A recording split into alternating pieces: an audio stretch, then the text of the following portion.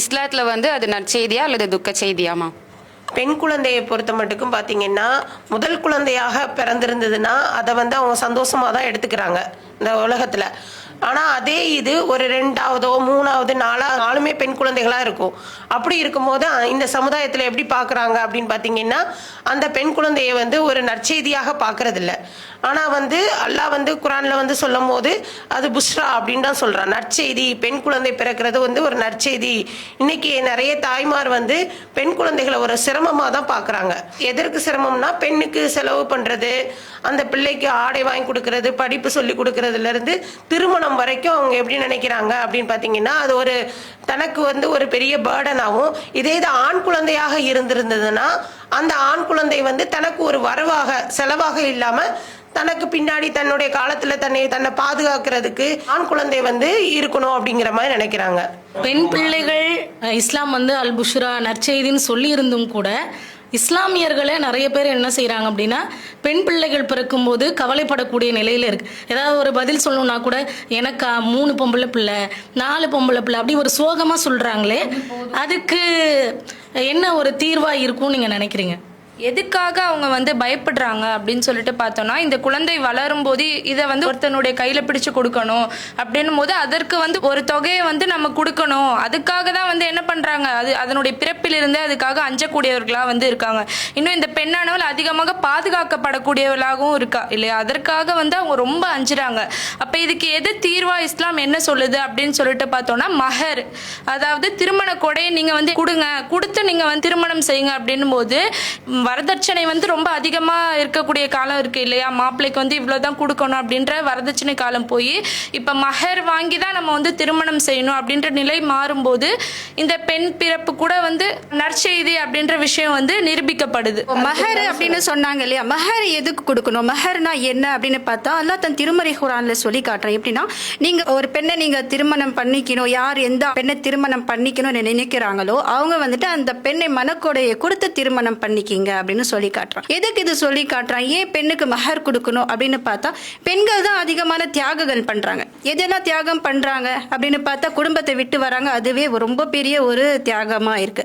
அப்போ அந்த தியாகத்துக்காக தான் அல்லாஹ் அந்த பெண்களுக்கு சந்தோஷப்படுத்துற விதமா அந்த மஹரை கொடுங்கன்னு சொல்றாங்க. ரசூலுல்லாஹ் சொல்லும்போது ஒரு குவையிலே கொடுத்தாலும் கம்மின்னு சொல்றாங்க இல்லையா. அப்ப அந்த சாக்ரிஃபைசஸ் அதிகமா இருக்கு. அதனாலதான் அல்லாஹ் பெண்ணுக்கு அது ஒரு உரிமையா கொடுத்திருக்கிறான்.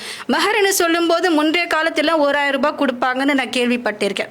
600 ரூபாய் 601 ரூபாய் 101 ரூபாய் கொடுக்கறதா நான் கேள்விப்பட்டிருக்கேன். இந்த காலத்துல 1000 ரூபாய் ஒரு மஹரா கொடுக்குறாங்க அப்படின்னா, சும்மா ஒரு பக்கத்து கடையில போய் ஒரு பிஸா சாப்பிட்டு வந்தாலும் அந்த 1000 ரூபாய் முடிஞ்சிடும். இது மஹருடைய முக்கியத்துவம் என்ன அப்படின்னு பார்த்தா, அந்த பெண்ணுக்கு ஒரு சேஃப்டி.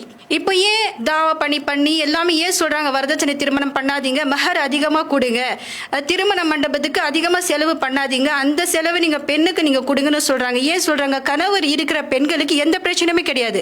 அந்த கணவர் இறந்து போயிட்டாங்க அப்படின்னா அந்த மஹர் தான் அவங்களுக்கு ஒரு சேஃப்டி. அந்த மஹரை வச்சு அவங்க பிசினஸ் பண்ணலாம், அவங்களுடைய குடும்ப சூழ்நிலை அவங்க சமாளிக்கலாம். அடுத்தது பாத்தீங்கன்னா, இந்த மஹர் அவங்களுக்கு ஒரு சேஃப்டின்னு பார்க்கும்போது அவங்க குழந்தைங்களுக்கு பராமரிப்புக்கு எல்லாத்துக்குமே யூஸ் ஆகும். அதனால இஸ்லாமிய மார்க்கம் என்ன சொல்லுது அப்படின்னா, மஹர் நீங்க அதிகமா கொடுங்க, நிறைய கொடுங்க, உங்களுடைய திருமண செலவை நீங்க குறைச்சிக்கிட்டு நீங்க மஹரை கொடுங்கன்னு சொல்றாங்க. இது பெண்களுக்கு ரொம்ப முக்கியமான ஒரு விஷயம். ஆண்கள் இல்லாத பெண்கள் டிவோர்ஸ் ஆயிடும், சில பேர் தலாஹு ஹுலா சொல்லிட்டு போயிடுவாங்க, வீடு இல்லாம கஷ்டப்படுவாங்க. என்னதான் பெற்றோர்கள் என் வீட்டுக்கு வாமா நான் பாத்துக்கிறேன் அப்படின்னு சொன்னாலுமே அவங்க என்ன சொல்லுவாங்க, சும்மா வீட்டுல உட்காந்துட்டா, கல்யாணம் பண்ணி கொடுத்து கூட வீட்டிலே இருக்கான்னு சொல்றது நாம இந்த நடைமுறையில நம்ம பாக்குறோம். ஆனா இஸ்லாமிய மார்க்கம் 1400 வருஷத்துக்கு முன்னாடியே அல்லாஹ் தன் திருமறை குர்ஆன்ல நீங்க மஹர் கொடுத்து திருமணம் பண்ணுங்க சொல்லிட்டு ஒரு பெண்ணுக்கு ஒரு சேஃப்டியா கொடுத்திருக்கிறாங்க. அப்ப அதுக்காக நம்ம எவ்வளவு வேணாலும் மஹர் கேட்கலாமா? ஆமா, மஹர் எவ்வளவு வேணாலும் கேட்கலாம், அது பெண்ணுக்கான உரிமை. ரசூலுல்லாஹ் சொல்றாங்க, அந்த பெண்ணு குவையிலே கேட்டாலுமே கொடுங்கன்னு சொன்ன பிறகு அப்போ என்ன கேட்டாலுமே அதுக்குன்னு சொல்லிட்டு அந்த மாப்பிள்ளை யார் திருமணம் பண்ணிக்கிறாங்களோ அவங்களுடைய சம்பாத்தியம் எவ்வளவு இருக்கு, அந்த குடும்ப சூழ்நிலை எப்படி இருக்கு சொல்லி பார்த்து தான் நாம கேட்கணுமே தவிர, நாமளா போய் எங்களுக்கு 1 கோடி கொடுங்க, அந்த மாப்பிள்ளையுடைய செலவு இருக்கோ ஒரு 10,000 ரூபாய் சம்பாதிப்பாங்க, அவங்ககிட்ட போய் நீங்க 1 கோடி மஹரா கொடுத்தா தான் நான் திருமணம் பண்ணிக்குவேன் அப்படின்னு சொன்னா அது சரி வராது. சரியா? அப்போ அவங்களுடைய குடும்பத்தோடைய அந்த சூழ்நிலை எல்லாமே பார்த்து தான் நாம அது தீர்மானம் பண்ணணும். அதே அதே மாதிரி ஒரு பெண் குழந்தைக்கு மேல அந்த பெண் குழந்தையை ஏத்துக்க இல்லை. ஆனா அல்லாஹ்வின் தூதர் ஸல்லல்லாஹு அலைஹி வஸல்லம், இறுதி தூதர் ஸல்லல்லாஹு அலைஹி வஸல்லம் அவங்க என்ன, யார் பெண் குழந்தைகளை அல்லது 2 அல்லது 3 பெண் குழந்தைகளை அல்லாஹ் கொடுத்தானா அதை பெற்றுக்கொண்டு இஸ்லாமிய மார்க்கத்தை ஒழுக்கத்தையும் போதித்து அவங்கள அழகான ஒழுக்க முறையில வளர்த்து அழகான முறையில கண்ணியமா திருமணம் முடிச்சு கொடுக்குறாங்களோ அவங்களும் நானும் சொர்க்கத்துல இப்படி இணைந்திருப்போம் சொல்லி தன்னுடைய ஆட்களையும் நடுவர்களையும் நினைச்சு காட்டுறாங்க. அந்த அளவுக்கு இஸ்லாத்துல பெண் குழந்தைகள் ஒண்ணுக்கு மேல பிறந்த நம்ம புஷ்ராவா தான் 4 சொல்லி பெண் குழந்தைங்க வந்தா கூட அதுல குர்ஆன்ல சொல்லப்பட்டிருக்க மாதிரி அது நற்செய்தி தான், புஷ்ரா தான் அப்படிங்கறதுல நம்ம உறுதியாக இருந்து ஒழுக்கமாக அதை எப்படி வளர்த்தெடுக்கிறது, இஸ்லாமிய மார்க்கப்படி இயற்கை மார்க்கப்படி அதை எப்படி கண்ணியமா வளர்த்து கண்ணியமா திருமணம் முடித்து கொடுக்கறதுன்றத ஒரு சவாலா ஏத்துக்கிட்டு நம்ம அல்லாஹ்வோட அருளால சிறப்பா செய்றவங்களா இருக்கணும் இன்ஷா அல்லாஹ். பெண் குழந்தைகளை அதாவது பிறந்த உடங்கள்ல அது கூடுமா இஸ்லாத்துல, அந்த மாதிரி செய்யலாமா? அந்த மாதிரி போட்டு பார்த்தோ இல்லைன்னா வேற ஒரு பெண் குழந்தை பிறந்துருச்சுன்னு சொன்னா அந்த பெண் குழந்தையை கொல்லலாமா? பெண் குழந்தை கொலை செய்யறது அப்படின்னு தடை செய்யப்பட்ட ஒன்று தான். பெண் குழந்தைன்னு கிடையாது, குழந்தைகள் ஒரு உயிரை கொலை பண்ணுறதே தடை செய்யப்பட்டது தான். அல்லாஹ் குர்ஆன்ல சொல்கிறான், வறுமைக்கு பயந்து நீங்கள் உங்களுடைய குழந்தைகளை கொலை செய்யாதீங்க, ஏன்னா அந்த குழந்தைக்கு நான் தான் உணவளிக்கிறேன் அப்படின்னு சொல்லிட்டு அல்லாஹ் சொல்கிறான். அப்போ பெண் குழந்தை பிறந்துச்சுன்னு சொன்னால் அதை நற்செய்தியாக தான் எடுத்துக்கிறணுமே தவிர அதை ஒரு பாரமாக நம்ம எடுக்கக்கூடாது. பெண் குழந்தை பிறந்ததுக்கு அப்புறம் தான் கள்ளிப்பால் அந்த மாதிரி ஊற்றிலாம் கொண்டுட்டு இருந்தாங்க. இப்போ ஸ்கேன் பெண் குழந்தைன்னு தெரிஞ்சா உடனே கலைச்சிடுறாங்க. இந்த மாதிரி கலைக்கலாமா? இந்த மாதிரி செய்யலாமா? அதாவது இந்த பெண் குழந்தை கொல்றது கிட்டத்தட்ட 1400 வருஷத்துக்கு முன்னாடியே இருந்துச்சு. ரசூலா காலத்திலேயே இருந்துச்சு. என்னன்னா பெண் குழந்தைகள் பிறந்தாலே அதே புதைச்சிருவாங்க. இந்த கட்டத்திலேருந்து மீறி இப்போ திருப்பி அதே நிலைக்கு நம்மளுடைய சமுதாயம் போய்கிட்டு தான் இருக்குது. ஆனால் ஸ்கேன் எடுத்து ஒரு பெண் பிள்ளைன்னு கண்டுபிடிச்சு கொல்றது இப்போ இல்லை. இப்போ நிறைய அரசாங்கம் ரீதியாக பல தடைகளை விதிச்சிருக்காங்க. ஸ்கேனில் என்ன குழந்தை இருக்கு, ஆண் குழந்தையா பெண் குழந்தையா நீங்கள் கேட்டாலே உங்களுக்கு ஜெயில் தண்டனைன்னு சொல்லியிருக்கு. அப்போ அந்த நிலைமைக்கு ஏன் தள்ளப்பட்டிருக்குன்னா பெண் குழந்தைகள் பிறந்தா கொன்றுறாங்க அப்படின்ற நிலையில அரசாங்கமே இந்த ஒரு உத்தரவை கொடுத்துருக்கு. ஆனால் இப்போ எப்படின்னா குழந்தை பிறந்து ஒரு குறிப்பிட்ட வயசு அடையும் போது மனக்கவலை தாங்க முடியல, நம்ம எப்படி இந்த பிள்ளையை பெற்று எடுத்து வளர்க்க போகிறோன்னும் போது தானும் செத்து தான் பிள்ளையும் சாவடிக்கிற நிலைமை இருக்குது. இன்னைக்கு கொஞ்சம் ஒரு சில வருடங்களுக்கு முன்னாடி பார்த்தீங்கன்னா தண்ணி டேங்க்ல குழந்தைய உயிரோட அமுக்கி கொலை செஞ்சாங்க. காரணம் என்னன்னு கேட்டா என்னால அந்த குழந்தைய பராமரிக்க முடியல, ஸ்ட்ரெஸ் அதிகமாயிருச்சு. இன்னொன்னு நான் வளர்த்து என்ன பண்ண போறேன், என் கணவர் சரியில்லை குடிகாரரா இருக்காரு, நான் எப்படி நான் என் குழந்தைய வளர்த்து எடுக்க போறேன்ட்டு தான் குழந்தைய சாவடிச்சு தானும் தூக்கு போட்டு செத்து இருக்கிறாங்க. அப்போ பெண் பிள்ளைகளை ஒரு நம்மளுடைய மார்க்கம் என்ன சொல்லுது, புஷ்ரா அப்படின்னு சொல்லுது. 7th படிக்க வச்சுட்டா போதும், ஆலிமா கோர்ஸ் படிக்க வச்சு கல்யாணம் பண்ணி கொடுத்துடலாம். பெண்களுக்கு கல்வியை புகுத்துற அளவுக்கு யோசிக்கிறாங்க. அடுத்து திருமணம். இப்படி வருங்காலத்தை யார் நிர்ணயிக்கிறது? அல்லாஹ் தான். நீ பின்னாடி வருங்காலத்தை பத்தி யோசிக்கிறதுக்கு உனக்கு எந்த ரைட்ஸும் கிடையாது. அதுக்கு உணவளிக்கிறது, அதை வளர்க்கறது எல்லாமே யாருடைய கையில இருக்கு? அல்லாஹ்வுடைய கையில இருக்கு. அப்போ நீங்க அதெல்லாம் நினைச்சிட்டு ஒரு குழந்தைய கொல்றதுல எந்த நியாயம் இருக்கு? அல்லாஹ் குர்ஆன்ல புஷ்ரான்னும் போது குர்ஆனுக்கு எதிர்மறையா நீங்க ஒரு குழந்தைய கொல்லும் போது இதுல என்ன நியாயம் இருக்கு? இப்போ இந்த பெண் குழந்தைகளை கொலை செய்கிறாங்க. அதிகமாக டெக்னாலஜி வளர்ந்தும் அது அந்த டெக்னாலஜியை வேறு விதமாக பயன்படுத்தியும் கொலை செய்கிறாங்க. முக்கியமாக மாற்று மதத்தை சார்ந்தவர்கள் கூட பெண் குழந்தைகள்லாம் வெறுக்க தான் செய்கிறாங்க.